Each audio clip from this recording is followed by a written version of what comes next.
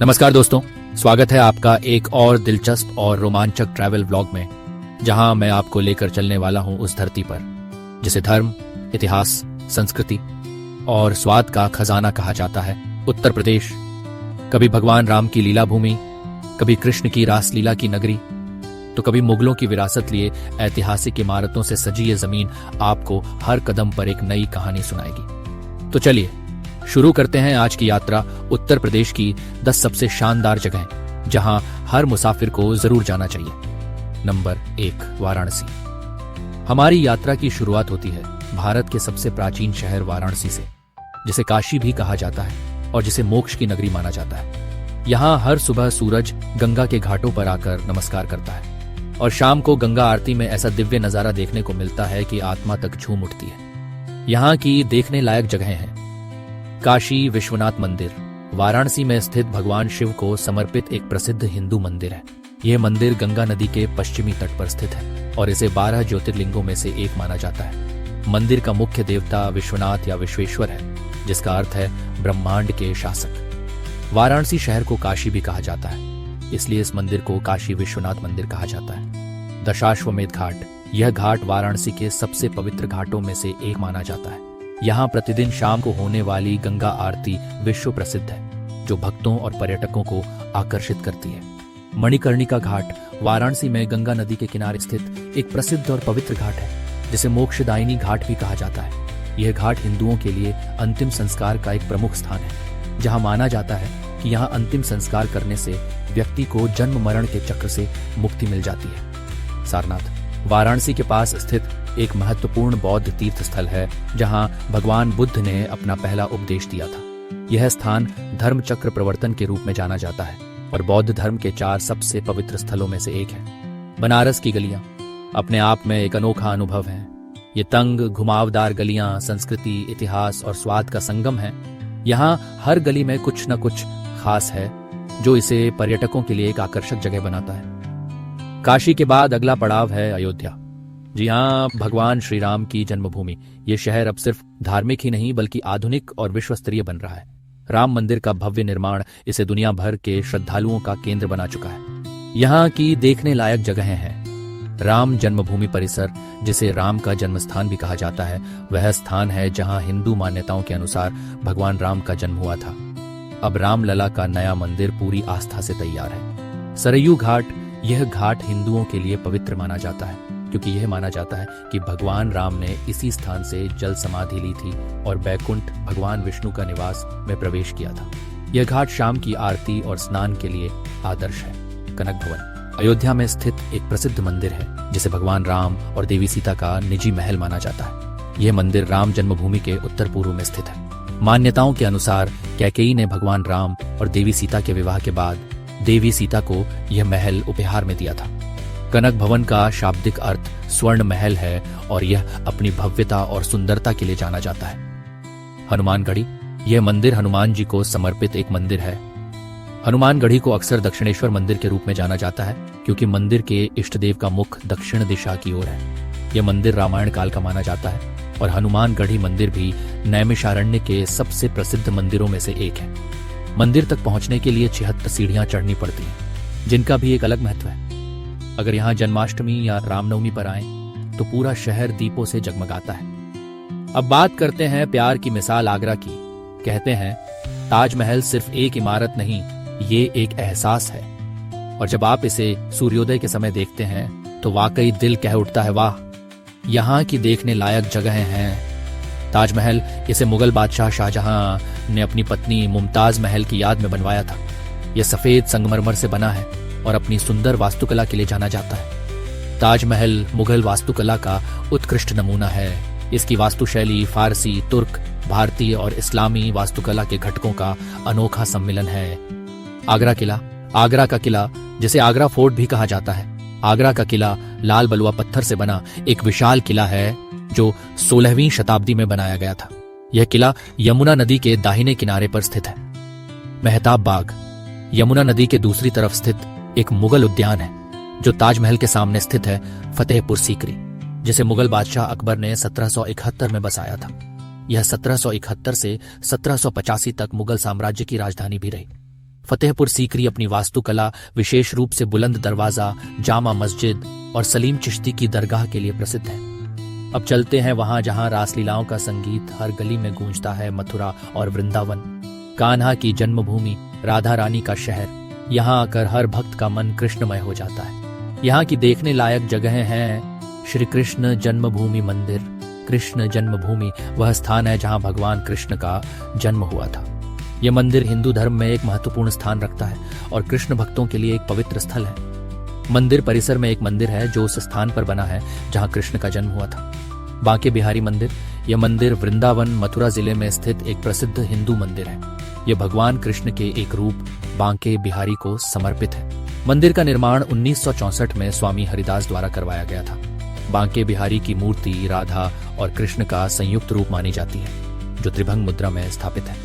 प्रेम मंदिर, यह मंदिर वृंदावन में स्थित एक प्रसिद्ध हिंदू मंदिर है जो भगवान कृष्ण और राधा को समर्पित है।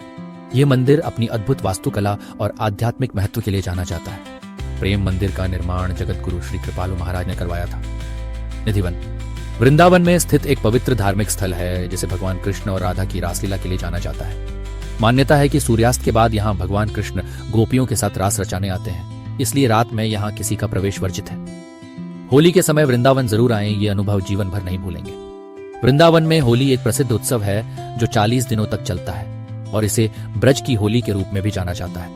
यह त्योहार बसंत पंचमी से शुरू होता है और रंगनाथ मंदिर में समाप्त होता है। वृंदावन में होली के दौरान भक्त रंग, गुलाल और फूलों से खेलते हैं और लठमार होली, फूलों की होली और हुरंगा जैसे विभिन्न प्रकार के उत्सव मनाए जाते हैं। अब हम आ चुके हैं प्रयागराज। 3 नदियों का संगम, गंगा, यमुना और अदृश्य सरस्वती, यही है प्रयागराज। कुंभ मेला, संगम स्नान और ऐतिहासिक धरोहरों से भरपूर ये शहर अध्यात्म और इतिहास का संगम है। यहाँ की देखने लायक जगहें हैं त्रिवेणी संगम जिसे हिंदी में 3 नदियों के मिलन स्थान को कहते हैं। खासकर प्रयागराज में गंगा, यमुना और सरस्वती के मिलन स्थल को यह हिंदुओं के लिए एक पवित्र स्थान माना जाता है। आनंद भवन, प्रयागराज में स्थित एक ऐतिहासिक भवन है जो अब एक संग्रहालय है। यह कभी नेहरू गांधी परिवार का घर था और भारतीय स्वतंत्रता आंदोलन का एक महत्वपूर्ण केंद्र था। अल्फ्रेड पार्क, इसे अब चंद्रशेखर आजाद पार्क के नाम से जाना जाता है। यह प्रयागराज, उत्तर प्रदेश में स्थित एक प्रमुख पार्क है। चंद्रशेखर आजाद ने इसी पार्क में अंग्रेजों से लड़ते हुए अपनी जान दी थी। अब हम आ चुके हैं झांसी। मैं अपनी झांसी नहीं दूंगी, ये शब्द सुनते ही जो चेहरा सामने आता है वो है रानी लक्ष्मीबाई का। झांसी का किला आज भी उनकी वीरता की कहानी सुनाता है। यहाँ की देखने लायक जगहें हैं। झांसी किला, जिसे झांसी फोर्ट के नाम से भी जाना जाता है। झांसी का किला बलवंत नगर बंगरा नामक एक चट्टानी पहाड़ी पर स्थित है। बुंदेला राजपूत राजा वीर सिंह जूदेव ने इसका निर्माण करवाया था। 1857 के स्वतंत्रता संग्राम में झांसी की रानी लक्ष्मीबाई ने अंग्रेजों के खिलाफ इस किले से लड़ाई लड़ी थी। रानी लक्ष्मीबाई ने रानी महल की दीवारों और छत पर बहुरंगीन कला और चित्रकला के साथ सजाया था। वर्तमान में यह महल एक संग्रहालय में परिवर्तित हो गया है। इसमें 9वीं और 12वीं शताब्दी ईस्वी के बीच की अवधि की मूर्तियों का विशाल संग्रह है, जो यहाँ भारत के पुरातत्व सर्वेक्षण द्वारा आयोजित किया गया है। अब हम आ चुके हैं चित्रकूट। अगर आप ही शांत प्रकृति के नजदीक और धार्मिक जगह की तलाश में हैं तो चित्रकूट आइए। ये वही जगह है जहां भगवान राम ने 11 वर्ष का वनवास बिताया था। यहाँ की देखने लायक जगहें हैं कामदगिरी पर्वत, चित्रकूट का एक प्रमुख पवित्र स्थान है, जिसे भगवान राम, सीता और लक्ष्मण के वनवास काल के दौरान उनके निवास स्थान के रूप में जाना जाता है। यह पर्वत सभी इच्छाओं को पूरा करने वाला माना जाता है और इसकी परिक्रमा करने से भक्तों की मनोकामनाएं पूरी होती हैं। गुप्त गोदावरी, चित्रकूट में स्थित एक रहस्यमयी गुफा है, जिसके बारे में माना जाता है कि भगवान राम ने अपने वनवास के दौरान यहाँ कुछ समय बिताया था। यह गुफा एक नदी के रूप में भी जानी जाती है, जो गुफा के अंदर से निकलती है और फिर गायब हो जाती है, इसलिए इसे गुप्त गोदावरी कहा जाता है। भरतकूप, चित्रकूट में एक प्रसिद्ध धार्मिक स्थल है। यह एक विशाल कुआं है जहां सभी तीर्थों का जल समाहित माना जाता है। पौराणिक कथाओं के अनुसार भगवान राम के राज्याभिषेक के लिए भरत द्वारा सभी तीर्थों से जल एकत्रित करके इस कुएं में डाला गया था। अब चलते हैं नवाबी शहर लखनऊ की ओर। यहाँ तहजीब बोलती है, जुबान में मिठास होती है और खाना ऐसा कि उंगलियां चाट जाओ। यहाँ की देखने लायक जगहें हैं बड़ा इमाम बाड़ा, जिसे आसवी इमाम बाड़ा भी कहा जाता है, लखनऊ उत्तर प्रदेश में स्थित एक ऐतिहासिक इमारत है। बड़ा इमाम बाड़ा 18वीं शताब्दी में बनाया गया था, जब लखनऊ में भयंकर अकाल पड़ा था। नवाब आसफ उद्दौला ने लोगों को रोजगार देने के लिए इस विशाल इमारत का निर्माण शुरू करवाया। इस इमारत में एक भूल भुलैया भी है, जो पर्यटकों के लिए एक लोकप्रिय आकर्षण है। रूमी दरवाजा लखनऊ का एक प्रसिद्ध प्रवेश द्वार है, जो 60 फीट ऊंचा है और अवध वास्तुकला का एक उत्कृष्ट उदाहरण है। ये बड़ा इमाम बाड़ा और छोटा इमाम बाड़ा के बीच स्थित है और इसे लखनऊ शहर के प्रतीक के रूप में जाना जाता है। हजरतगंज ये लखनऊ का एक प्रमुख शॉपिंग और मनोरंजन क्षेत्र है, जो अपने आधुनिक दुकानों, रेस्टोरेंट और कैफे के लिए जाना जाता है। ये लखनऊ के सबसे महंगे बाजारों में से एक है। अमीनाबाद ये लखनऊ के सबसे पुराने और व्यस्त बाजारों में से एक है, जो 18वीं शताब्दी से अस्तित्व में है। अमीनाबाद को दिल्ली के चांदनी चौक से भी जोड़ा जाता है, जो अपनी हलचल और चहल पहल के लिए जाना जाता है। टुंडे कबाब, जिसे गलौटी कबाब के नाम से भी जाना जाता है, कीमा बनाया हुआ मांस से बना एक व्यंजन है, जो भारत के लखनऊ शहर से जुड़ा हुआ है। यहाँ के कबाब पूरे देश में मशहूर हैं। अब हम आ चुके हैं कुशीनगर, बुद्ध की अंतिम यात्रा का स्थल कुशीनगर। यहाँ का शांत वातावरण और बौद्ध संस्कृति मन को सुकून देती है। कुशीनगर गौतम बुद्ध के महापरिनिर्वाण मृत्यु स्थल के रूप में जाना जाता है, जो बौद्ध धर्म के अनुयायियों के लिए एक पवित्र स्थान है। यहाँ दुनिया भर से बौद्ध तीर्थयात्री और पर्यटक आते हैं, खासकर बुद्ध पूर्णिमा के अवसर पर। यहाँ की देखने लायक जगहें हैं। महापरिनिर्वाण स्तूप, ये बौद्ध धर्म के संस्थापक गौतम बुद्ध के महापरिनिर्वाण मृत्यु का स्थान माना जाता है। यहाँ बुद्ध की 6.1 मीटर लंबी लेटी हुई प्रतिमा है, जो उनके महापरिनिर्वाण को दर्शाती है। ये मंदिर बौद्ध धर्म के अनुयायियों के लिए एक महत्वपूर्ण तीर्थ स्थल है। बुद्ध म्यूजियम, यह संग्रहालय कुशीनगर में खुदाई से प्राप्त बौद्ध कलाकृतियां, मूर्तियां, सिक्के और अन्य प्राचीन वस्तुओं को प्रदर्शित करता है। संग्रहालय में भगवान बुद्ध की गांधार शैली में बनी एक प्लास्टर मूर्ति विशेष रूप से दर्शनीय है। अब थोड़ा रोमांच हो जाए। दुधवा नेशनल पार्क में आपका स्वागत है। यह उत्तर भारत का जंगल सफारी हॉटस्पॉट है। दुधवा नेशनल पार्क उत्तर प्रदेश के लखीमपुर खीरी जिले में स्थित एक प्रसिद्ध राष्ट्रीय उद्यान है। यह भारत नेपाल सीमा के निकट स्थित है और ये जंगलों, दलदलों और घास के मैदानों का एक सुंदर मिश्रण है। ये पार्क विशेष रूप से बाघों और गैंडों के संरक्षण के लिए जाना जाता है।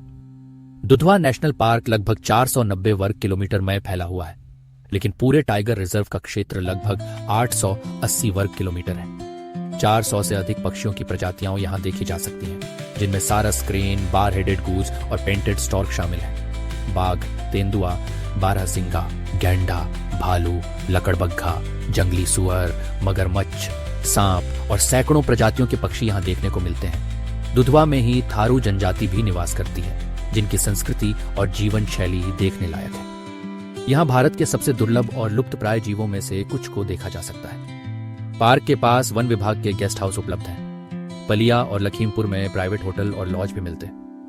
तो दोस्तों, ये थी मेरी उत्तर प्रदेश यात्रा की टॉप 10 जगह। ये राज्य सिर्फ एक जगह नहीं, बल्कि हजारों कहानियां, आस्थाएं, स्वाद और संस्कृतियों का संगम है। अगर आपको ये वीडियो पसंद आया हो तो प्लीज लाइक करें, कमेंट में बताएं कि आपने इनमें से कौन सी जगह देखी हैं और चैनल को सब्सक्राइब जरूर करें।